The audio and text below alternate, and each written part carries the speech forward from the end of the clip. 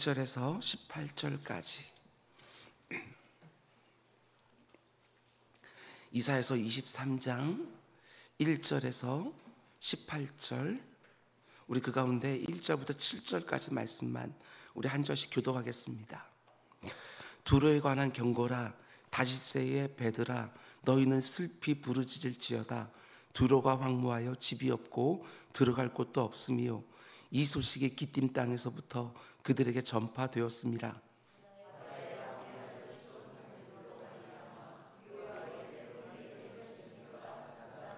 사흘의 곡식 곧 나일의 추수를 큰 물로 수송하여 들었으니 열국의 시장이 되었도다.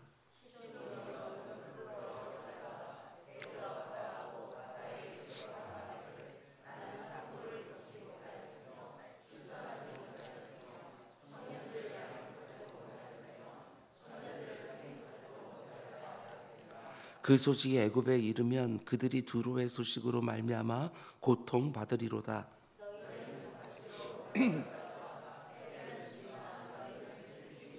우리 함께, 이것이 옛날에 건설된 너희 희락의 성 곧 그 백성이 자기 발로 먼 지방까지 가서 머물렀던 성읍이냐. 아멘, 아멘. 우리 잠시 기도하겠습니다. 이른 새벽부터 밤 깊은 순간까지 주님과 함께 이곳에 머물기를 사모하지만 할 일이 참 많아서 아버지 하나님 또 세상으로 나아갑니다. 내 주 아버지 하나님, 그러나 세상에 나아가서 내가 해야 될 일을 하는 것도 주님께서 나에게 맡기시고 명하신 일인 줄 알고, 예배할 때도 주님을 위해서 예배하게 하시고, 지체들을 섬길 때도 주님을 위해서 섬기게 하시고, 가정에서 모든 가사를 할 때에도 주님을 위해서, 직장에 나가서 일을 할 때도 주님을 위해서 일하게 하여 주시옵소서. 그래서 그곳에서 주님 만나게 하여 주시고 주님과 함께하는 것을 경험하며 그것도 나의 지성소로 만들어가는 우리 모두가 될 수 있도록 주님 인도하여 주시옵소서. 아버지 하나님, 참 분주하고 바쁜 일들 많이 있습니다. 그러나 아버지 하나님, 일에 흔들리지 않게 하시고 사람들의 환경들에 흔들리지 않게 하시고 오직 주님 바라보며 그 모든 것들 잘 감당하는 우리 모두가 될 수 있도록 인도하여 주시옵소서. 이번 한 주간에도 모든 긍휼과 자비와 겸손과 온유와 오래 참음으로 옷 입게 하여 주시고 사랑으로 띠를 맬 수 있도록 인도하여 주시며 주님의 평강이 내 마음과 생각을 주장하게 하여 주시고 내 입술에서 찬송이 가득하게 하시고 말씀이 흥황하게 하시며 늘 기도의 자리로 수시로 들어가는 이번 한 주가 또 될 수 있도록 주님 인도하여 주시옵소서. 우리 강신배 집사님 생일을 맞아 하나님께 감사의 예물을 드렸습니다. 내 주 아버지 하나님, 내 생명이 한탄과 아쉬움과 낙심과 저주로 가득 차지 않게 하여 주시고 늘 감사로 사명으로 가득 찬 인생 될 수 있도록 주님 인도하여 주시옵소서. 아버지 하나님, 그가 해야 되는 모든 일들 가운데 속에서도 주님께서 주시는 능력으로 감당할 수 있도록 인도하여 주시고 아버지 하나님, 그가 가는 곳마다 예수 향기 가득할 수 있도록 주님 인도하여 주시옵소서. 이번 한 주간에도 강단을 지켜주시사 이곳에서는 모든 설교자들을 통하여 하나님의 마음이 증거될 수 있도록 인도하여 주시고 모든 회중들의 심령 가운데 속에 말씀 사모하고 그 말씀 하나하나가 기도 제목 될 수 있도록 주님 인도하여 주시옵소서. 이 모든 말씀 예수님의 이름으로 기도드렸습니다. 아멘, 아멘. 여러분 잘 오셨습니다. 목동에서 오신 우리 방선원 집사님, 주현선 집사님 환영하고, 김포에서 오신 이한준 집사님 너무나도 환영하고, 또 향동에서 오신 강신배 집사님 또 환영합니다. 제가 놓친 분이 또 있나요? 멀리서 오신 분들 특별한 은혜가 있게 되기를 주님으로 축원드립니다. 아멘, 아멘. 오늘은 이사야서 강의 53번째 시간입니다. 오늘 말씀의 제목은 악착같이 벌어서 제대로 쓰는, 이런 제목으로 말씀 전하도록 하겠습니다. 악착같이라고 해서 수단 방법 가리지 않고 이런 의미가 아니고 힘을 다해 벌어서 열심히 부지런히 벌어서 제대로 바르게 쓰는 이런 제목으로 오늘 본문에 담긴 하나님의 음성을 함께 들으려고 합니다. 우리는 계속해서 남유다 주변에 있는 열국들에 대한 하나님의 심판 예언을 보고 있는데, 오늘 본문은 두로라는 나라를 향한 하나님의 심판 예언입니다. 13장부터 오늘 본문 23장까지 여러 나라들에 대한 하나님의 심판 예언이 나오는데, 여러분 그 순서에도 하나님의 의도하심이 담겨 있습니다. 13장에 제일 먼저 나오는 나라는 바벨론이라는 나라였는데, 마지막 23장에는 두로라는 나라가 나옵니다. 바벨론에서 두로까지. 남유다를 중심에 놓고 보면 바벨론은 동쪽 끝이다 이렇게 보면 되고, 두로는 서쪽 끝이다 이렇게 보면 됩니다. 그러니까 동에서부터 서해까지 모든 나라들을 향한 예언의 말씀이 13장에서 23장까지 나오고 있는 것이지요. 특별히 이사야 선지자가 활동하던 시대에 바벨론은 아수르에 비해서 상대적으로 약한 나라였지만 고대 근동 땅에서 문화와 문명을 꽃피웠던 나라고, 그래서 다니엘의 본 환상에서 금머리에 해당하는 나라가 바로 바벨론입니다. 그 시대의 가장 탁월한 문화와 문명의 상징이지요. 반면에 두로는 무역을 통해서 돈을 많이 벌었던 세상 부귀의 상징입니다. 그러니까 세상의 문화와 문명을 상징하는 바벨론으로부터 시작하여 부귀를 상징하는 두로까지, 이 세상의 모든 문명과 부귀가 다 하나님의 손에 달려있다라는 것을 보여주는 거예요. 뿐만 아니라 바벨론이 육지의 제왕이라면 두로는 바다의 제왕입니다. 그 당시에 두로가 위치하고 있던 지역을 보면 나라의 앞부분은 지중해와 맞닿아 있고 뒷부분은 레바논의 울창한 숲과 맞닿아 있습니다. 그래서 뒤쪽에 있는 레바논의 울창한 숲으로부터 나무를 베서 앞쪽에 있는 바다로 무수한 목재를 수출하여 어마어마한 부를 축적했습니다. 땅의 패권 국가였던 바벨론이든 바다의 패권 국가였던 두로든 다 마찬가지입니다. 하나님의 심판 앞에서는 다 속수무책으로 넘어졌던 것이지요. 이제 그 두로를 향해서 하나님이 심판을 말씀하시는데 한번 보시기 바랍니다. 1절, 두로에 관한 경고라. 다시스의 배들아, 너희는 슬피 부르짖을지어다. 두로가 황무하여 집이 없고 들어갈 곳도 없으며 이 소식이 기띔 땅에서부터 그들에게 전파되었습니다. 두로에 이제 하나님의 심판이 임하게 되어지는데, 지역적으로 보면 두로에서부터 가장 멀리 떨어져 있는 다시스에 제일 먼저 소식이 전해집니다. 오늘날로 말하게 되어지면 스페인의 무역을 하러 가 있는 배들에게, 그 당시에 다시스 스페인은 그 사람들의 세계관 속에서는 땅끝으로 여겨지는 곳입니다. 그러니까 땅끝까지 가 있는, 그 멀리 가 있는 배들에게 자기 나라의 심판 소식이 가장 먼저 전해지는 것이지요. 기띔 땅에서부터 그들에게 심판 소식이 전해졌는데, 기띔은 두로가 점령한 식민지 가운데 가장 가까이에 있는 곳입니다. 그러니까 두로 땅에서 가장 가까운 곳에 있는 기띔에서부터 가장 멀리 떨어져 있는 다시스에 있는 배들에게 심판 소식이 전해지는데, 그 내용이 무엇입니까? 자기들의 나라인 두로가 완전히 망해서 이제 돌아갈 곳이 없다, 돌아갈 집이 없다는 것이지요. 정말 참담한 소식이 아니겠습니까?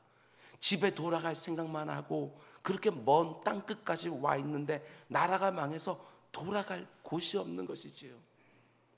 오늘날 이런 탄식을 하는 사람들이 또 얼마나 많이 있을까? 가정을 위해서, 가족들을 위해서 정말 땅끝까지 가서 돈을 벌려고 수고하는 사람들 너무나도 많이 있지요. 그리고 가족들 위해서 많은 것들을 벌어서 집으로 돌아가려고 하는데 집은 엉망이 되어서 돌아갈 곳이 없는, 이런 경우들이 얼마나 많이 있는지 모릅니다. 우리 현대인들에게 주는 메시지가 있어요. 그렇게 멀리 떨어져 있는 다시스의 심판의 소식이 제일 먼저 전해진 다음에 2절 말씀 보면, 바다에 왕래하는 시돈 상인들로 말미암아 부유하게 된 너희 해변 주민들아 잠잠하라. 두로가 해상무역을 하면서 해변에 있는 주민들이 돈을 많이 벌었고 늘 큰 소리치며 살았는데 이제 두로가 하나님의 심판을 받아 완전히 망하게 된다니까 이제 잠잠하라는 것입니다. 그 다음에 두로에 임한 하나님의 심판 소식이 또 어디로 전해집니까? 5절을 보면 그 소식이 애굽에 이르면 그들이 두로의 소식으로 말미암아 고통받으리로다. 애굽까지 소식이 전해집니다. 그 당시 세계 전체에 두로가 망한다는 소식이 퍼져나가고 있는 거예요. 그 당시에 두로가 망한다는 소식은 다른 나라들에게 큰 충격이었습니다. 왜냐하면 4절을 보면 시돈이여 너는 부끄러워할지어다 대저 바다 곧 바다의 요새가 말하기를. 여기 보면 바다의 요새라는 표현이 나오는데 두로를 가리키는 것입니다. 두로는 바다의 천연 요새입니다. 육지가 성의 일부가 되어 있고 육지로부터 꽤 떨어져 있는 바닷가까지 성이 연결되어 있는 것이지요. 그래서 어지간한 군대가 쳐들어와도 바다 쪽으로 도망가면 아무도 그들을 건드리지를 못하는 거예요. 실제로 세계 역사를 보게 되어지면 두로는 크게 5번의 전쟁을 치르게 되었습니다. 제국들이 들어설 때마다 전쟁이 벌어지는 거예요. 아수르 제국과 2번의 전쟁이 벌어지고 페르시아와 1번, 바벨론과 1번, 그리고 헬라 제국과 1번. 그게 5번의 전쟁을 치르는데 그 가운데 4번은 아무도 점령하지 못했습니다. 오직 헬라 제국의 알렉산더만 그들을 완전히 초토화시켜 멸망시킨 것이지요. 그만큼 천혜의 요새였던 거예요. 그런데 그 나라가 망한다는 소문이 들리니까 모든 나라들이 다 놀라는 거예요. 특별히 그 두로를 어떻게 말하는지 보시기 바랍니다. 7절 이것이 옛날에 건설된 너희 희락의 성 곧 그 백성이 자기 발로 먼 지방까지 가서 머물던 성읍이냐. 두로가 얼마나 유명한 지역이냐면 옛날부터 사람들이 거기 가서 거하고 싶어 했던 희락의 성읍, 기쁨이 가득했던 성읍이에요. 오늘날로 말하면 자신의 전 재산을 다 팔아서 이민 가서 살고 싶어 했던 곳, 그게 바로 두로라는 나라입니다. 그러니까 천의 요새일 뿐만 아니라 무수한 문화와 문명과 돈이 몰려드는 희락의 성읍이 망한다고 하니까 믿겨지지가 않는 거예요. 두로가 정말 망한다. 그런데 4절을 보면 두로가 막 탄식하며 이렇게 말하게 될 거라고 하나님이 또 말씀합니다. 나는 산고를 겪지 못하였으며 출산하지 못하였으며 청년들을 양육하지도 못하였으며 처녀들을 생육하지도 못하였다. 이게 무슨 뜻이지요? 실제로 못 낳고 못 양육했다는 말이 아니라 다 죽었다, 이런 의미입니다.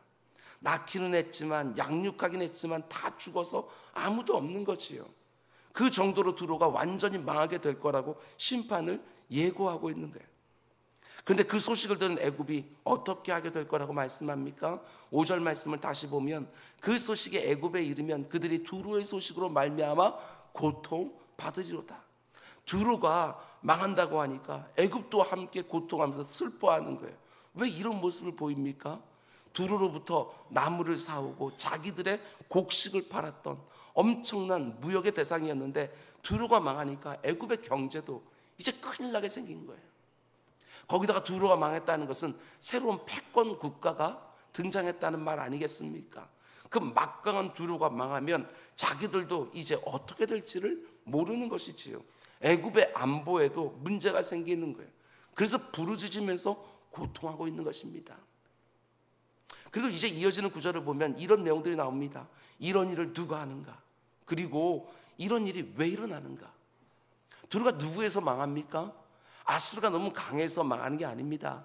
바벨론이 아주 막강한 군대를 이끌고 와서 두로를 망하게 하는 것이 아니라는 것이지요.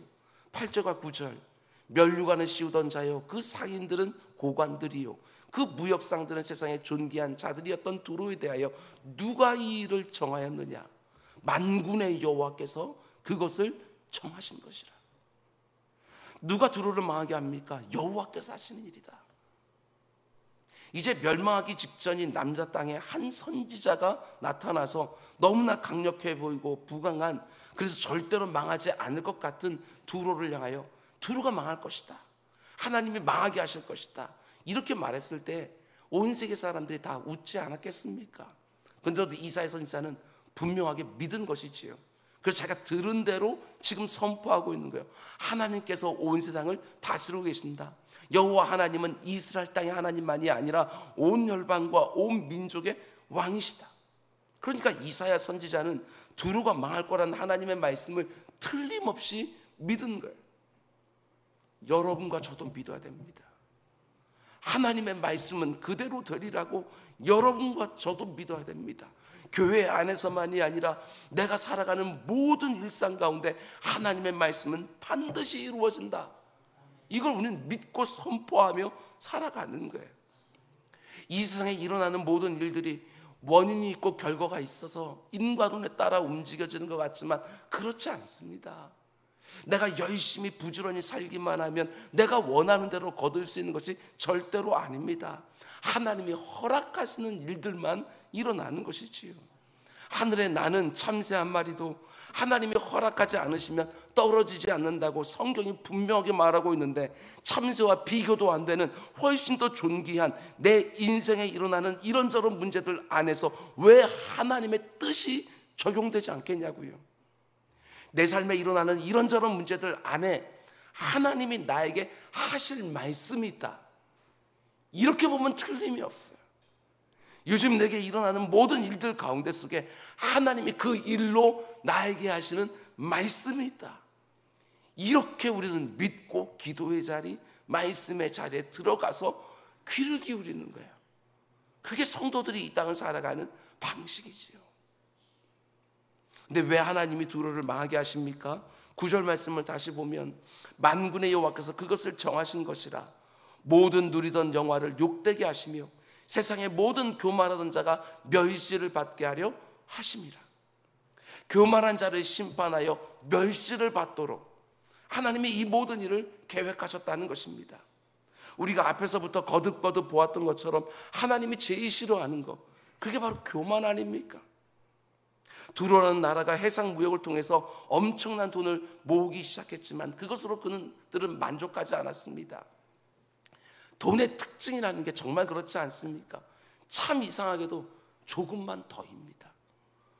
아무리 많이 이전보다 훨씬 더 많이 쌓아둔 것 같은데 조금만 더이지요. 그 정도면 충분히 살 수 있을 것 같은데 조금만 더입니다.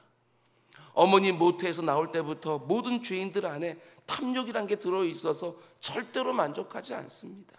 돈에 대한 사람들의 논리는 언제나 조금만 더이지요. 여러분 속으면 안 됩니다. 돈이 조금만 더 있으면 좀 더 편안하고 안전하게 살 수 있을 것 같아도 그렇지 않습니다. 나를 불편하게 하는 것이 금방 또 생겨요. 나의 안전을 위협하는 것들이 또 금방 생기는 거예요. 특별히 돈이라는 세계 자체는 절대로 만족하는 법이 없다. 신앙적으로 보면 돈의 제일 치명적인 문제는 내 인생의 참 주인을 망각하게 한다. 그게 돈이 우리에게 주는 위험이에요.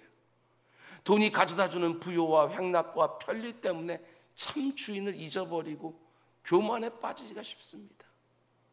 교만이 하나님이 제일 싫어하는 삶의 모습이라면 하나님이 제일 좋아하는 모습은 겸손하게 오직 하나님을 의지하는 모습이지요. 겸손이 무엇입니까? 하나님이 도와주지 않으시면 난 아무것도 할 수 없다. 이게 가난한 심령, 이게 겸손이지요.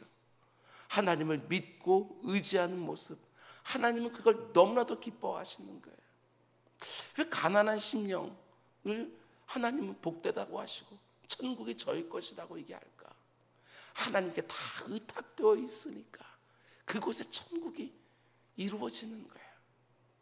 하나님의 도움이 없어도 얼마든지 살 수 있을 거라 생각하는 교만 아닙니다. 하나님이 그냥 두지 않습니다. 그래서 하나님의 도우심을 절절히 구하는 자리로 나를 한 번씩 몰아넣으시는 거예요. 오늘 본문도 마찬가지입니다. 해상 무역으로 돈을 많이 벌고 천의 요새에 거하면서 모든 제국들의 공격들을 탁탁 막아내면서 지극히 교만해진 두로를 하나님이 심판하시겠다고 경고하시는 거예요. 그런데 이어지는 구절들을 보면 이게 참 놀랍습니다. 하나님이 지금까지와는 전혀 다른 말씀, 두로의 회복에 대한 말씀까지 붙여서 말씀해 주십니다. 두로에 대한 심판을 쭉 말씀하시다가 갑자기 두로의 회복을 말씀하시는 거예요.